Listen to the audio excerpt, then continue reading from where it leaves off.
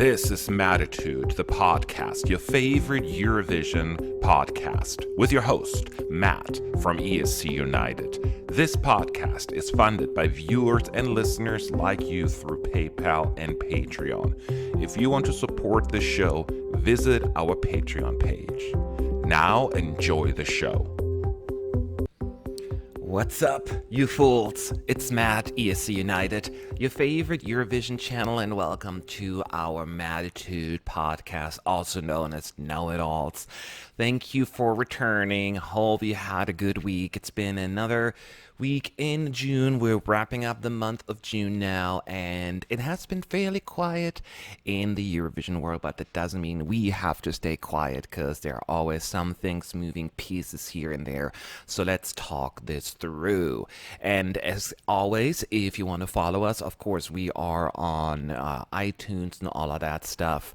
On YouTube, we're on social media, Facebook, Instagram, Twitter, all of that. Just use ESC United and you'll find us. If you want to reach out to me directly, my personal Twitter handle is Matt ESC United, at Matt ESC United, and I'll be happy to answer your questions. Some of them I will address in just a few moments.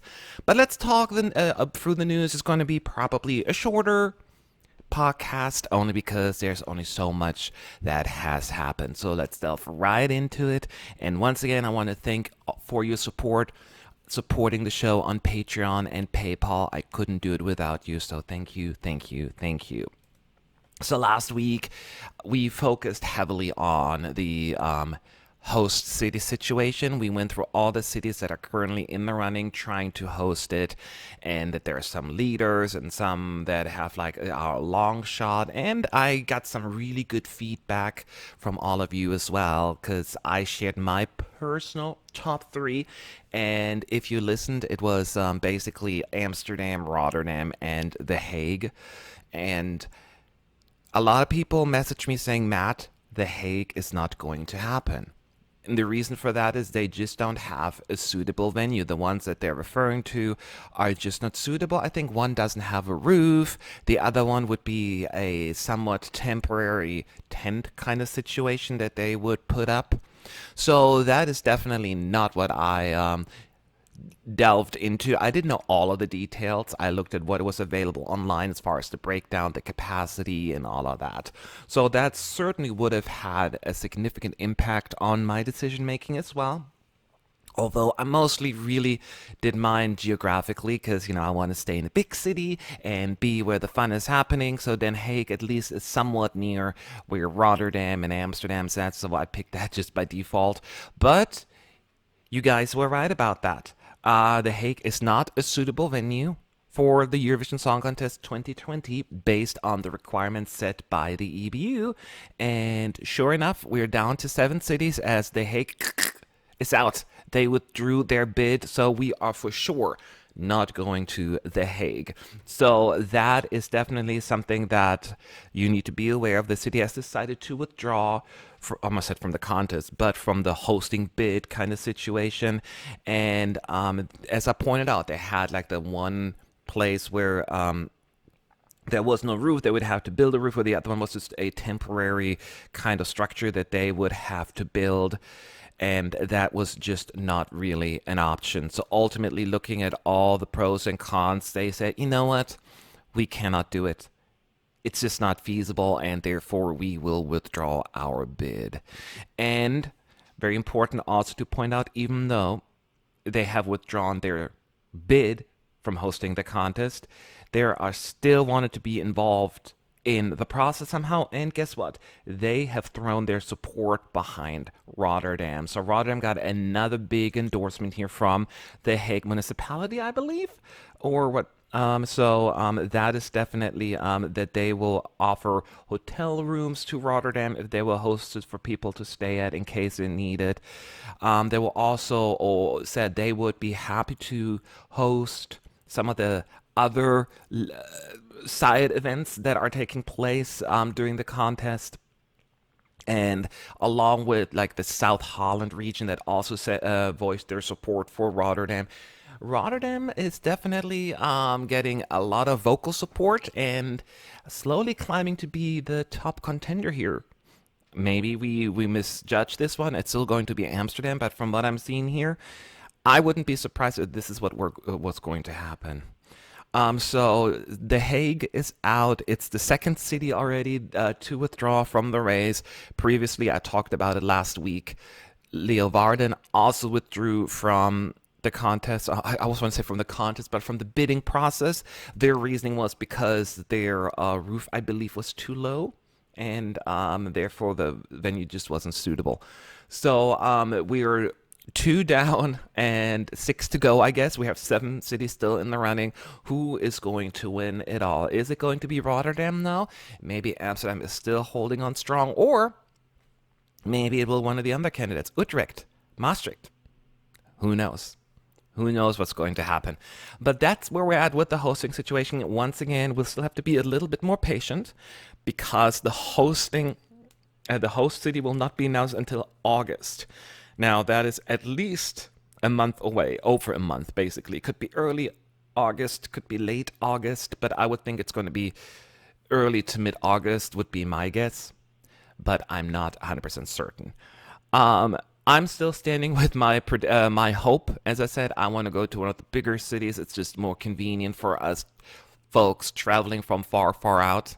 And but in the end, I would not be devastated if it were to be in a different city, because again, the Netherlands isn't that big in the first place. Plus, I have family in Germany. Doesn't matter if I'm going to go to Utrecht or to Amsterdam. It's kind of like the same thing for me getting there. It's just, I love big cities. I'm a city boy. I'm very urban. So that's basically my bias shining through here. But that's where we're at with the hosting city situation. Stay tuned on more news, as I'm sure as we get closer and closer to August, more cities will withdraw probably.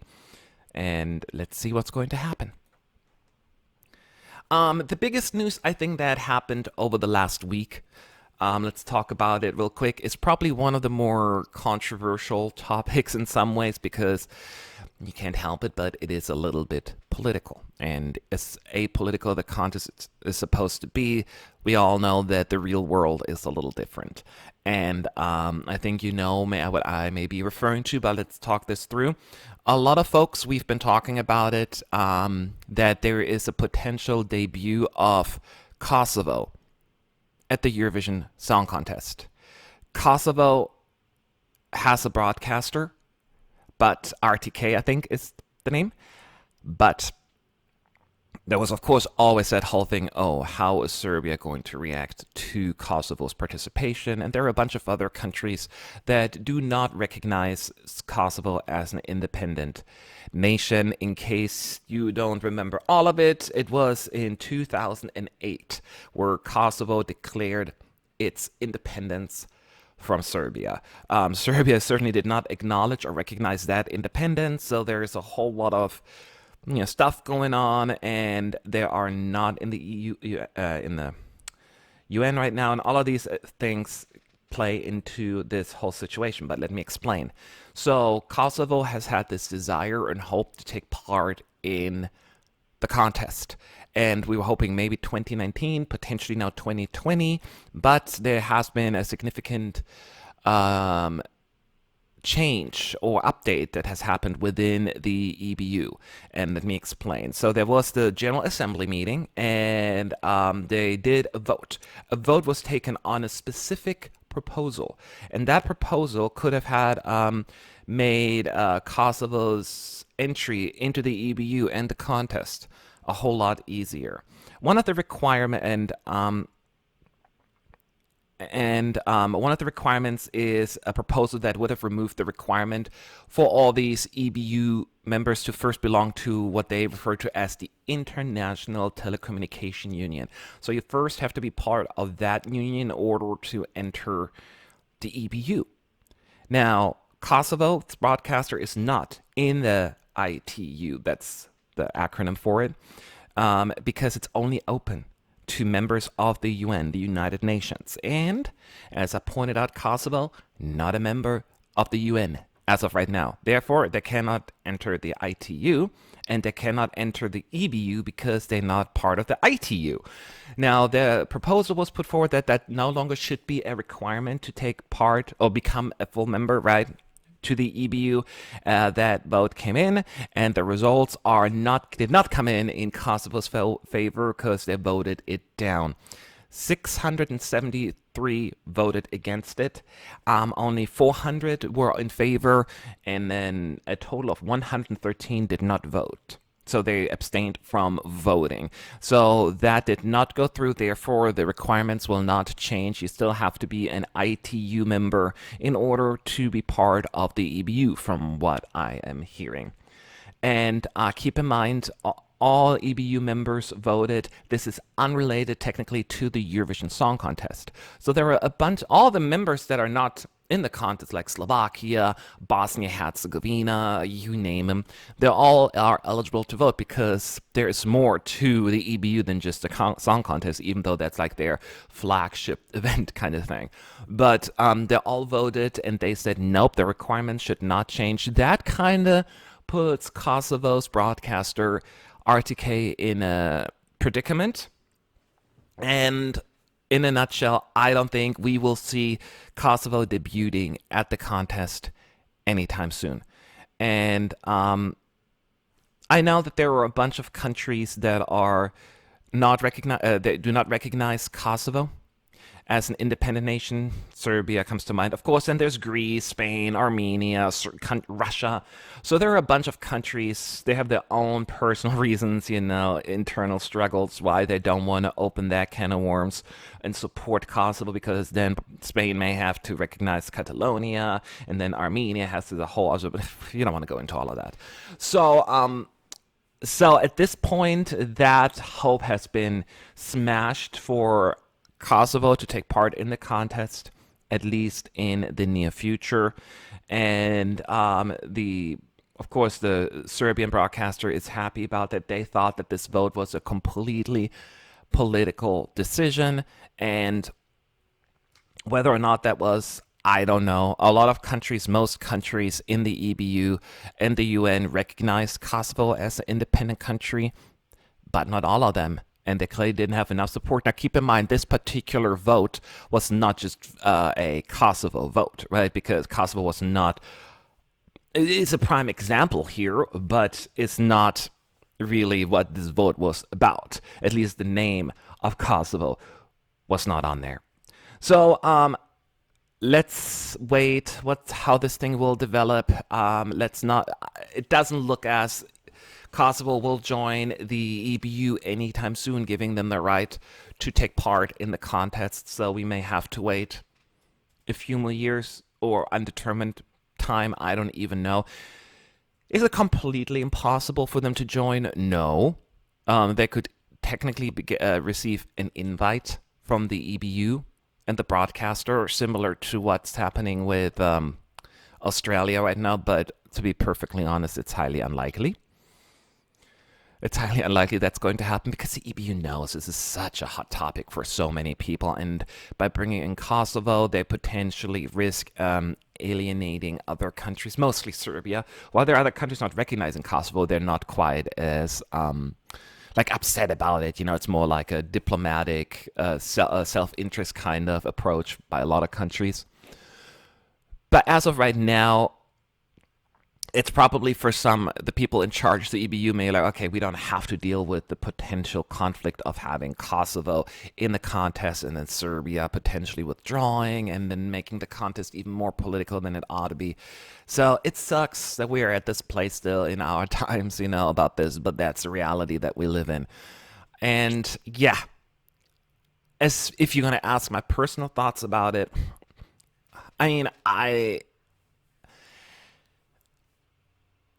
I always thought, I'm from this generation where it's been 10 years. I was still old enough then to know what it is, but I always had Kosovo as its own country. It's been so long for us, right? And I know a lot of people don't see it that way, but when you look at a map when we talk about it everywhere, everyone talks about it as a separate country. So in my mind, it has been so manifested that this is Kosovo. So to me, I would love to welcome another country in the contest.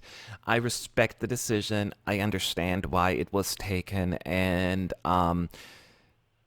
who knows what the future will bring. I don't have strong feelings either way. I can understand both sides a little bit here. I'm not trying to walk that fine diplomatic line here. I just really understand that, it is tricky. Do we just make an exception here now, change the rules to make it easier for countries to get in, and just for Kosovo to do this, and then start this battle about who is right and who is wrong?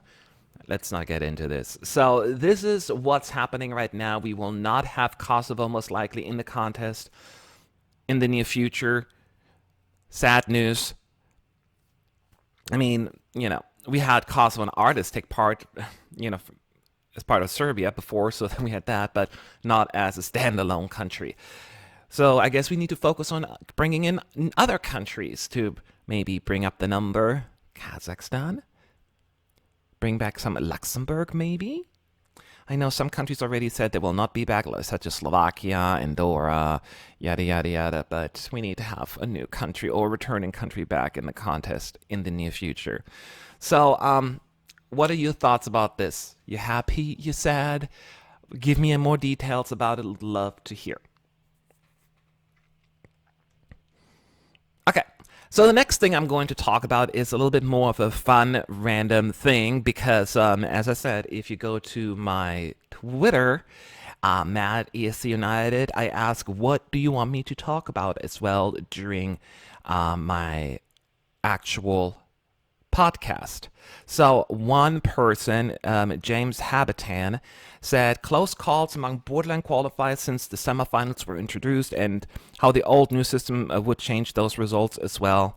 Now, I didn't have time to go into all of these, analyzing, how the new system would have affected whom as far as qualifications are concerned. So I decided to actually use this opportunity at close calls among borderline qualifiers and share with you my favorite and least favorite. So we go through year by year. And I'll tell you, we're going to look at the 10th place and 11th place, or sometimes it's the 9th place, but I'll explain that in a second. And then the country usually in 11th place that did not qualify, and my thoughts who should have qualified. Did the right country go through, or should the other song qualify? Just to kind of celebrate those that just squeezed in and those that just missed out. How does that sound? Keep in mind, this is as as subjective as it gets. So if you don't agree with my taste, my approach, that is okay. Don't hate me. Would love to hear from you. You can always leave your thoughts if you're watching this or listening to this on YouTube in the comment section. Okay, let's travel all the way back to the year 2004. 15 years ago is when the EBU introduced the semifinal concept. Then we only had one semifinal for 4 years, I think, before we had to actually introduce a second semifinal. So how it worked back then, always the big four at that point, because Italy wasn't in yet, were always directly qualified, just like it is right now. And then the top 10 countries from the prior year would also qualify directly to the finals. So all the countries in 2003 that were in the top 10 were directly qualified for the finals in 2004. And all the remaining countries would be in the semi, and where they would battle it out. And then the top 10 would move on. And the country in 2004 that qualified in 10th place, just squeezing through, was Tose Proeski with Live from, I'm going to say it, North Macedonia, because I know back then it was the former Yugoslav Republic of Macedonia, but it takes too long. So for this particular, I'm just going to keep saying North Macedonia going forward because it's easier, so don't hate me. So North Macedonia finished in 10th place, Tose Proeski Live, and he went on to bring a decent, respectable result home for the country. Sadly, he died, it's been 10 years, I want to say now. I'm not exactly in a car accident. It was very tragic, very young. It was a big, the country mourned because he was probably one of the biggest names in the country. So this was a very sad situation. He passed away at a very young age, but he, left an impact at the contest. The country that just failed to qualify that year in 11th place was Israel's Dior, Leha Amin, with that interesting head voice, operatic part of it. I thought that was a clear qualifier. I think if you were to ask me in 2004 which country or song I wanted to go through, would have been Israel. I thought I just enjoyed him. It was a little bit more memorable than Live, but in hindsight now, 15 years later, I do think that Live was the better choice to me. So my answer for today, Europe made the right decision sending North Macedonia through with Live, and once again, I'm still to this day, it sucks when you have a young person like that lose their life like that, and when there's such became a hero in the country. It was a very touching thing when I saw all those tributes back then. The country really was hurting. It was very, very sad. And moving on to 2005. In 2005, Latvia finished in 10th place in the semis with The War Is Not Over, performed by Valters and Casa. And interestingly enough, they finished in 10th place, just barely squeezing through, but then in the finals, they had a good running order, closer to the end, a second to last, I think, and then finished in 5th place overall. So the most improved outcome for one of the semifinalists. Congratulations for Latvia there. And once again, another tragic situation. The singer, one half, Valters, he passed away a few months ago, I want to say. Was it late last year? From cancer, I believe, and also just so young. It's just very devastating. It's like, this is getting very depressing here, what I'm doing. So The War Is Not Over, and then Poland finished in 11th place that year. Ivan and Delphine, Sarna, Ciewiczina. Now, it was a very traditional song, almost like turbo folk in some ways. It was fun to watch. If you know me, I have a huge appreciation for traditional music, so I should pick Poland. However, that song just didn't do it for me. I preferred The War Is Not Over. I know that vocally there were some less impressive notes with The War Is Not Over, but I did think it was a very sweet and touching song, powerful. So I once again side with Europe. They made the right call. Latvia should have qualified that year. Yay, so far so good. Let's move on to 2006. Still one semifinal only. It was North Macedonia once again squeezing through in 10th place. Elena Risteka, Nina Naina, something like that. And until this year, actually, when Tamara just smashed the record for North Macedonia. This was North Macedonia's best result to date, I think 12th, 13th place. Nina Naina was definitely North Macedonia's shining moment, but it barely squeezed through initially in the semis. Beating Poland, once again Poland in 11th place. That's very frustrating. With Ik Troje featuring Real McCoy, Follow My Heart. Now, I was a big fan of Ik Troje in 2003. Keine Grenzen. I speak German. I still say it with an American accent. Keine Grenzen. This Follow My Heart thing was not for me. So even though Nina Nina, it's unforgivable, this song title, Nina Nina, write lyrics. Take 10 minutes out of your day and come up with better lyrics. So I wasn't a fan of either song. I'm not going to lie. So I don't have a strong opinion either way. But if I had to pick one, I'll go with the decision that Europe made. North Macedonia, Nina Nina should have qualified. It's more of a guilty pleasure to me than anything, even though it's not on my playlist.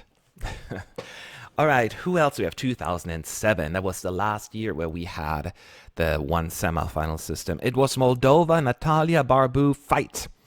That was in 10th place. Going through that year was so controversial to so many people, not to me, because, all the Eastern European countries qualified while the Western ones fell behind. I personally did not have an issue with it because I thought the Eastern one's music was superior that year. Moldova squeezed through with Fight. And then Portugal was in 11th place. Sabrina with Danza Comigo. People made so much fun of that song, myself included. I'm not going to lie, before the contest because it was so silly. And then it almost qualified. It was very, very popular. I always loved Natalia's song Fight. I loved the violin part. It was so energetic and her voice was great. There was a lot of energy. I got a little bit of Wild Dances vibe from it as well. And I was just a big fan, and I was thrilled that Moldova improved in the finals as well and finished in the top 10 in 10th place in the end. So 10th in the semis, 10th in the finals. Is kind of a community favorite. Portugal's Dança Comigo was. It wasn't for me. It wasn't for me. So I'll continue with the theme here. The actual qualifiers were better than the 11th place. Natalie Babu's Moldova would have been my choice by far that year. Now let's move on. Forgive me, I have a dry throat. Let's move on to 2008. That was the year where we finally introduced the two semifinal systems. So rather than having, only 10 countries qualify from one semi and then 17 being left behind, you have more countries actually getting a shot, making it to the finals. And going forward, the top 10 from the prior year would not automatically qualify, which is, I think, a little bit more fair. Only the actual winner of the contest, the host, would then move on. So in 2008, Poland's EZG with For Life finished in 10th place and qualified. Now keep in mind, 2008 and 9 was a little different.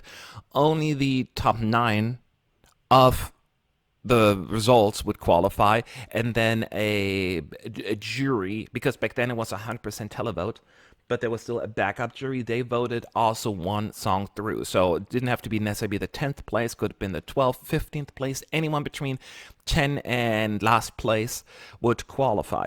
So Poland was not in the top 10. It was actually, in the top 9. It was the 10th place, but the televoters and the juries agreed that it was the next one in line. So EZG finished in 10th place, even though only the top 9 qualified. She made it through as well because the juries picked her on top of it.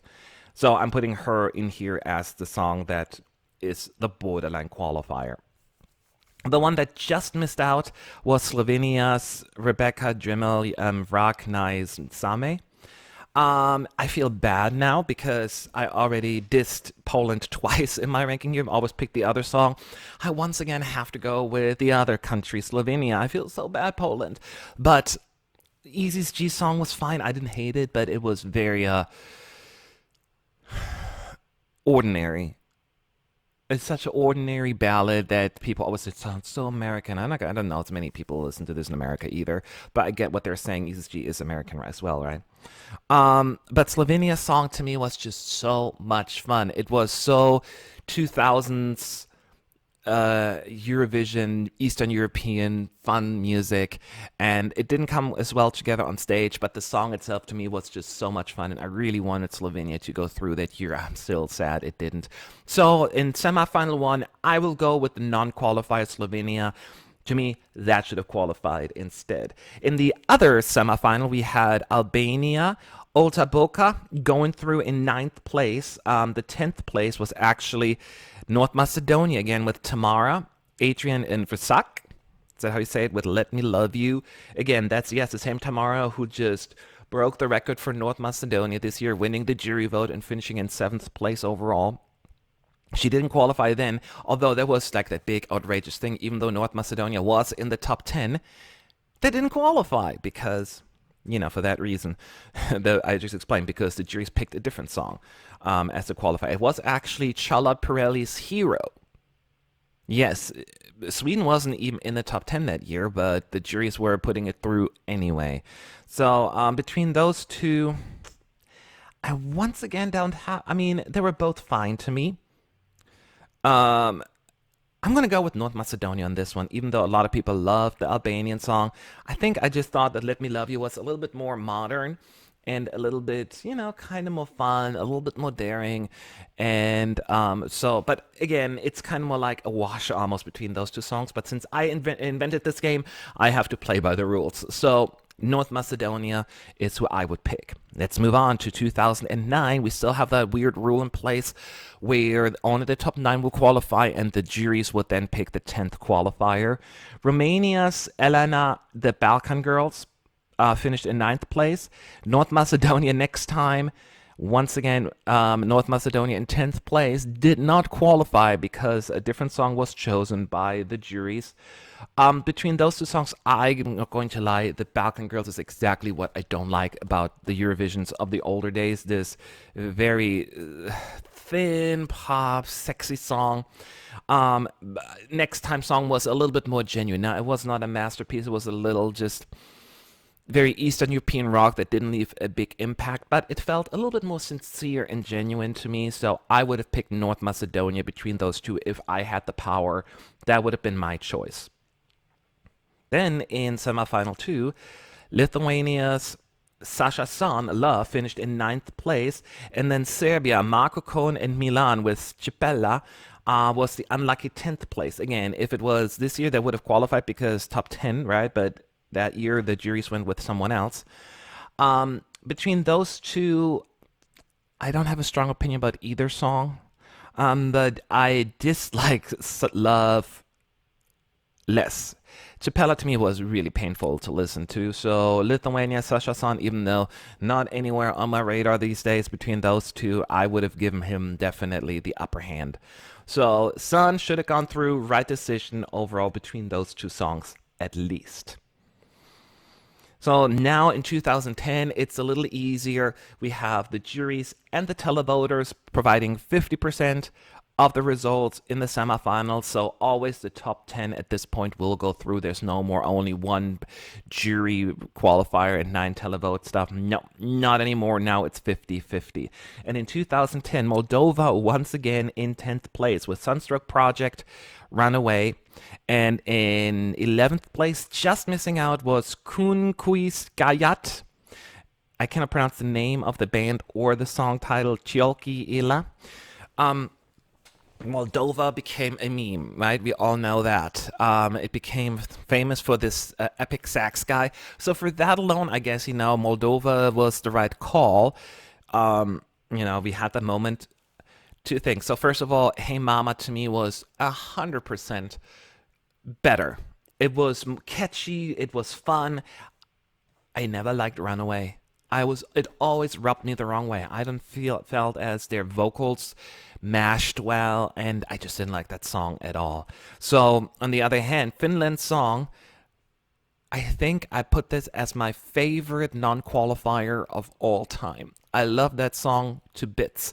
Now, interestingly enough, people in Finland didn't really like it a whole lot. It seemed as people outside of Finland embraced it more. I was a huge fan. I thought it just was so sweet, so catchy, so fun, so something we would never get to hear anywhere else, and I just loved it to pieces.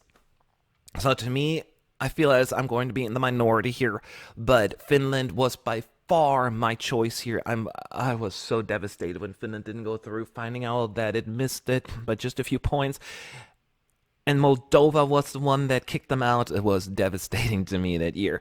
So a clear winner here for me, the biggest clear winning difference here. Finland should have gone through, hands down. In a second semifinal, we had Cyprus in 10th place, John Lilligreen and the Islanders. Life Looks Better in Spring. And the country that just missed out is Anna Bergendahls This Is My Life from Sweden. Yes, that was the only time Sweden did not qualify. The second time they didn't finish in the top 10, but the only time so far that they didn't qualify. And I was okay with that because This Is My Life was completely irrelevant to me. Life Looks Better in Spring was so sweet to me in the studio version. It lost a little bit of its charm live, so I wasn't quite as hooked. But nevertheless, I loved Cyprus that year, and I'm glad it went through. And it was just more acoustic, almost like, a band that you hear like at some bar play. It felt more authentic to me. It felt a little bit more fun, and also a clear choice here. In this case, the results were correct. Cyprus should have gone through. I was happy. Are you still with me, or are you still disagreeing a lot? Let's move on. In 2011 was Switzerland's Anna Rossonelli in Love for a While versus Malta Glen Vella One Light. This is a very easy decision for me as well. 2011 still to date one of my least favorite Eurovision years in many, many years. There weren't many songs that I really enjoyed. Switzerland was one of my favorites that year, actually, in Love for a While. I just like that sweet sound. This kind of, and a lot of people don't care for that kind of sound. I do. So I was absolutely on team with that. Malta's song was potentially one of my least favorites that year. One Live really made me mad, that song. So the jury's got it wrong. I don't know why the jury's put it so high up. We'll never understand the appeal. Switzerland by a mile. Now the second semifinal was, again, Moldova, Sopsi Soup. I always forget how to pronounce the names. So Lucky squeezed through, and then just missing out in 11th place was Belgium with Love Baby. That to me was, as much as So Lucky was fun, with their pointy hats and all of that stuff. I enjoyed With Love Baby. It was a great a cappella song. I thought they sounded great. Now, the singers themselves, they didn't have the best stage presence. It seemed a little bit amateurish to a certain extent, but the voices were fine. I thought the song was good. I never thought it had a shot at qualifying, so the fact it came this close made me happy. If I had to pick it, yes, Belgium would definitely get my vote to go through. So between Moldova and Belgium that year, I'm going with Belgium. 2012. First semifinal, Hungary Compact Disco Sound of Our Hearts versus Switzerland Sin Plus Unbreakable. I liked both songs, so it's sad that one of them had to stay behind. Switzerland Sin Plus Unbreakable was great. I feel like the studio version was a little more superior, but it was still great. Compact Disco Sound of Our Hearts, to me, sounds like this adult contemporary chart-friendly song, and I loved it. It was so good. It was one of my favorites that year. And I was so thrilled when it went through. Compact disco sound is just my kind of sound. It was so good. And I know not everyone gravitates to that song. I did. So to me, even though I like both of these choices, I'm going to go with Hungary. Compact disco. So good. All right. Semifinal 2. Norway 2G Stay versus Bulgaria, Sophie Marinova, Love Unlimited. And in case you don't remember, it was very tough because these two songs actually received the same amount of points. So there was a tie in 10th place. That means one of them had to miss out. Bulgaria ultimately lost the tiebreaker, therefore stayed behind while 2G moved on, and that was just a crime. Norway, I can say that now that years have passed, people may not be as upset, was my least favorite that year. So it sucked to see this one just squeezing through in the end. And don't get me wrong, you're not going to get a whole lot of excitement, hands up in the air for Sophie Marinova song. People loved it. I wasn't quite as crazy about it. It was okay. It was somewhere in between for me. It wasn't on my radar, but between those two songs, absolutely, Bulgaria should have taken the cake. It didn't, so we all know how it ended out. So between Norway and Bulgaria, I pick Bulgaria. Moving on to 2013, Estonia, Birgit, 8 us saks algus versus Serbia, Moja 3, Ljubai je svuda. Oh man, now Serbia, you can say it could potentially be considered a guilty pleasure because it wasn't a really good song, but just because it was so messy and all over the place, it was almost fun. But I loved Birgit's song. I thought it was so sweet, and the Estonian language just added a different layer to the song. It was a little bit more calming and soothing, absolutely up my alley, and one of my favorites that year as well. Estonia, all day long between those two. Birgit, yay. In the second semifinal, though, we had Georgia's Waterfall with Sophie and Nodi in 10th place. Thomas Gison wrote that song a year after his Euphoria sensation versus San Marino's Valentina Monetta, Chrysalida Vola. Oh gosh, I loved Chrysalida so much. It was one of I would say Raf Siegel's last banger. I don't know what else you want to call it. So Waterfall was just a standard ballad to me. I didn't hate it as much as some of the other folks did, but I wasn't like smitten by it either. San Marino, I was devastated it didn't qualify. I love that song. It's Valentina's best efforts out of her 4 efforts in my view. And so I would pick that any day. It was so good. And San Marino is the winner between those two. Should have qualified, hands down. Let's move on to 2014. Once again, Valentina Monetta, San Marino. Maybe this time she squeezed through barely, but she did qualify. Brought San Marino to the finals for the very first time, leaving Susie from Portugal behind with Quero Ser Tua. Once again, a song that was not very well liked in Portugal from what I'm hearing. People thought it was just a stereotypical standard sound that you hear from in the over there. So they didn't really care for it. To me and a lot of other Eurovision fans, it was just something fun that we loved to hear at the contest. And we did, and I loved it. I loved it to pieces. And I was thrilled that Valentina went through.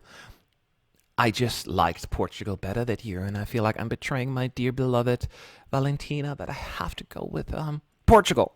I love the Portugal song so much, and Susie embraces the Eurovision community so much. It was such a fun song. And I know Portugal, don't hate me. I know you didn't like that song, a lot of you guys. I loved it.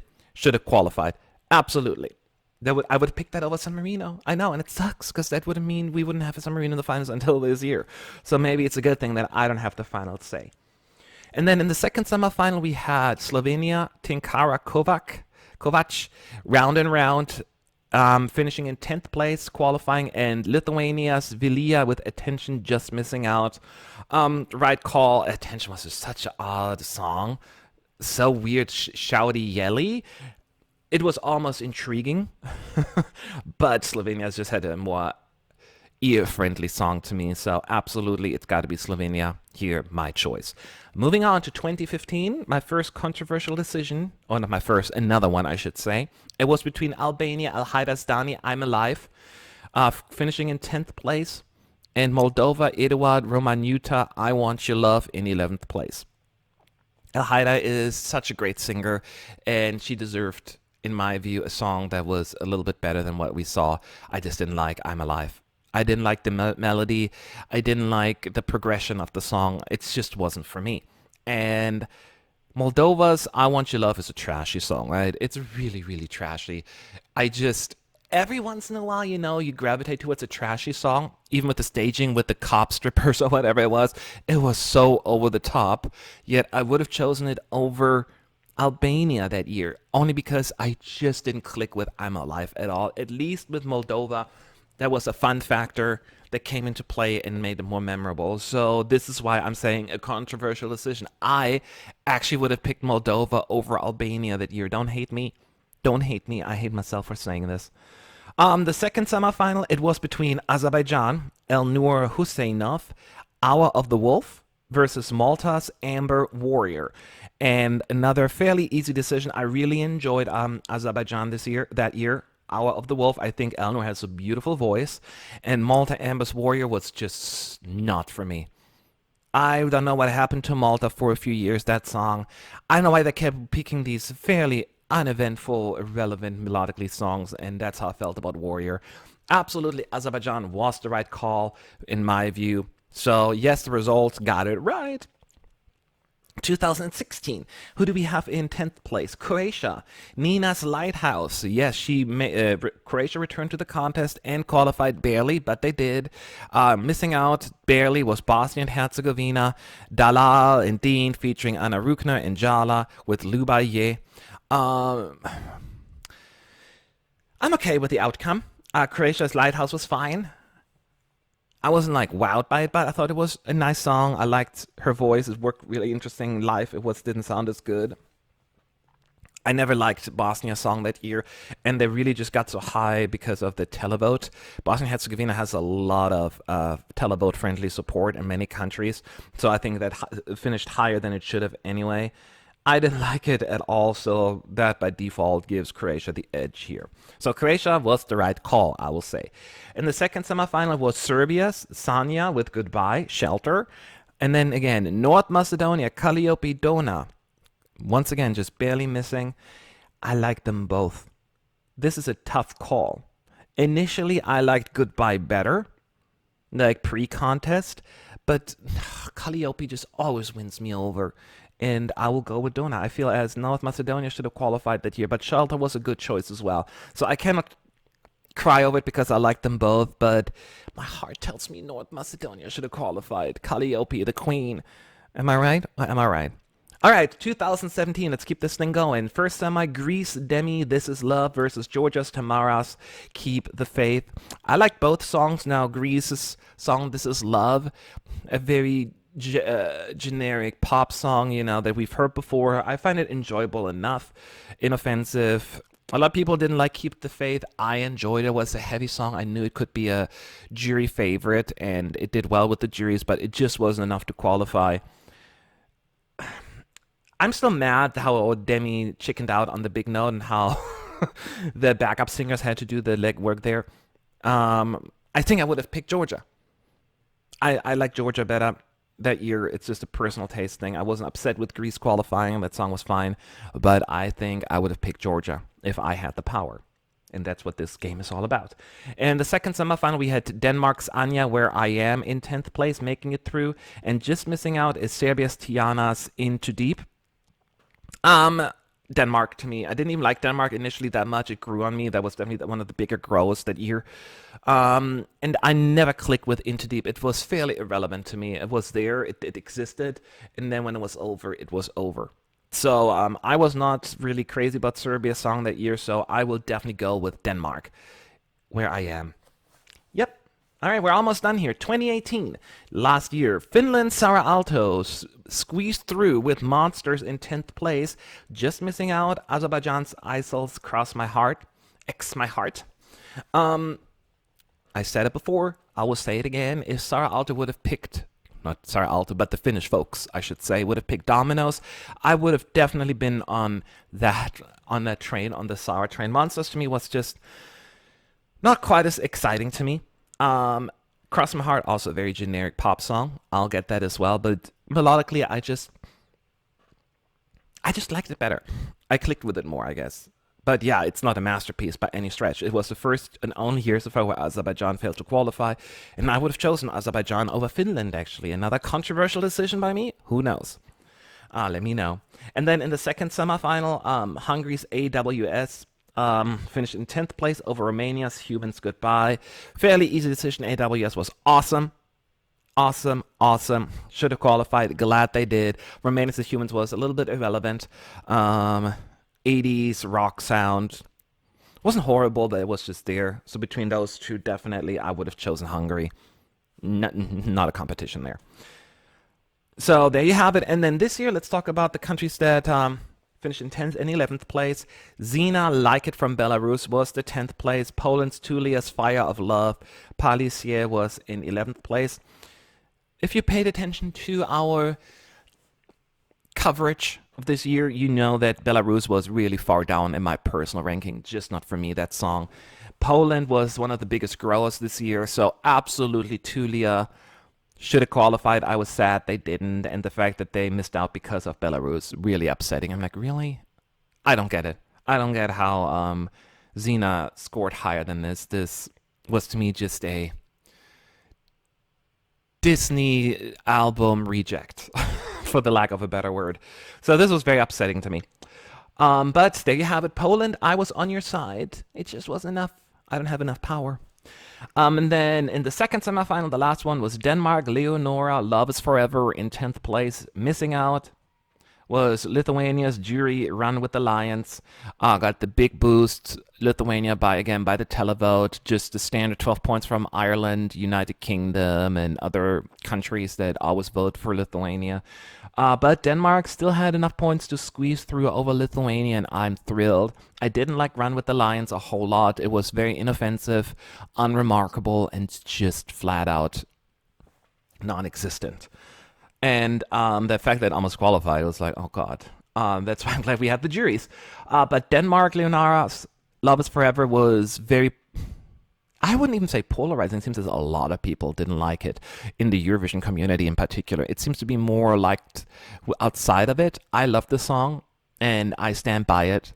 I enjoyed it tremendously. I thought it just had a very sweet sound to it, and I wish that more people would like it. I feel as it finished where it should have in the overall ranking, like 13th place to me seems fair. And once again, I'm alone on this. So anyway, the point is between Denmark and Lithuania. Denmark takes the cake. There you have it. These are my choices between the borderline qualifiers and non-qualifiers. And I would love to hear from you. Where do you agree? Where do you disagree? This is just for fun. Don't take it personal. Let's take a look at a few other questions that you guys had. Make sure that you, again, at Matt ESC United on Twitter, where I answer some of your questions. Natalie's asking, tell me more about the progress of Eurovision Asia. Don't have an update on that. That seems all to be just a big cluster blank. I'm not going to say the word. I have no idea what's going to happen. So as much as I would love to talk about it, we don't know what's going to happen. I hope it's going to happen. Now it seems as they're trying to distract us with the America Vision Song Contest that they announced during our time in Tel Aviv. We'll see. We'll see. But yeah, no updates on that just yet. Can't talk about it. Juliet, Le Coupe de Earl de Juliet. Is there any artist from any participating country that you would absolutely want to see at Eurovision next year or in the future? Short answer, yes. Now, don't ask me who, because there are so many of them. Look, some people get really annoyed when you have acts return to the contest because, you know, they want to see new, fresh faces. But when you have especially smaller countries, they don't have much exposure. You know, all they have is Eurovision or some other events. But this is a wonderful way to really showcase your music, your sound to the world. So why wouldn't you try to return when you can? So I don't blame returnees at all. I feel as in Malta, I want Chiara back one last time. I love her voice. I loved Angel. I loved the one that I love. You know, there's music is so pretty. I don't know if it would work in the year 2020 now, her sound, but I would love to see her back just for selfish reasons. I was very happy. And then there are a lot of other acts, I'm sure. I mean, I wouldn't mind seeing Sergei Lazarev back in the future from Russia. For larger countries, I'm not quite as, focused on returnees. Oh gosh, I would have to go through all of the list. In Hungary, I would love to see Kalle Sanders return. He was part of the Middletons. He's really trying hard to return, and I like his music. He seems very diverse in his approach, so that would be a great thing. But they're compact disco. I would, if they still do music together, I love their sound. Conchita Wurst will not return to the contest, but I would love to see her back as well. Gosh, there are so many of them. I can't even think of it. But the answer is yes, I don't mind returning artists. It's fun. This gives you also a little bit of a nostalgic vibe. Okay, so Gert-Jan Wadering is saying, what about drastically trimming the contest with 45 minutes and reinstating the magic of a real interval act? Oh, well, that is a very loaded question there, and I would have to elaborate on that a little bit further, and I don't have the time for that. But let's just say, I don't know how we could cut 45 minutes from the show. The show is usually the finals we're talking about right now. Let's not focus on the semis, but the actual show is usually about 3.5 hours, so 3 hours and 30 minutes. Sometimes they go over a few minutes, but for the most part, that is where we're at with the timing. How can you shave off 45 minutes? You would have to cut down on the interval acts. You have to shorten the results. And then you probably have to shorten also the voting window, and that would not be good. You want to give them enough time for people to vote, I guess. Now, you could trim maybe a few minutes, 15 or 20 maybe, but 45 seems to be a stretch. Again, then the results just has to be like boom, boom, boom. And the best part of the show to a lot of people are the results. So I understand that, paying attention for 3.5 hours for like the average viewer is a lot to ask for. But I'm just trying to think of it realistically, how that could get accomplished. And I don't see shaving off 45 minutes at all. Again, we could, yes, cut down maybe on some of the interval acts that are happening. But a lot of them actually perform while they are voting. And some of them are performing while they are counting the votes. Because you cannot then, the EBU and Jon Ola Sand allegedly have to go in and look at the votes and that everything looks good. Although clearly they messed it up this year a whole lot. But that's another story for another time.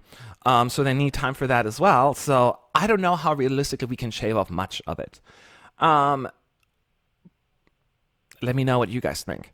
As far as reinstating the magic of real interval acts, I assume you're referring to like that one interval act, that one that really is that moment. Because these days we have more than one interval act, right? This year we had Netta performing her latest single. Then we had that gentleman, I forgot his name, the local artist doing like world music, that kind of stuff. He performed. Then we had the returning artists, paying homage to their songs that they previously performed, and those kind of stuff. So we had multiple interval acts. And I think we want to go back to the old days where, like, it's Riverdance, and then that's the interval act. Again, the contest has evolved. Back then we had one show and only 23 countries or so in the 90s taking part. Now with 40 plus countries in, and voting with juries and televoters, it just does not seem feasible to... I mean, unless you want to have one interval act and then just hosts doing comedy stuff or whatever. No, I think I don't know, a workaround. I understand the notion behind this.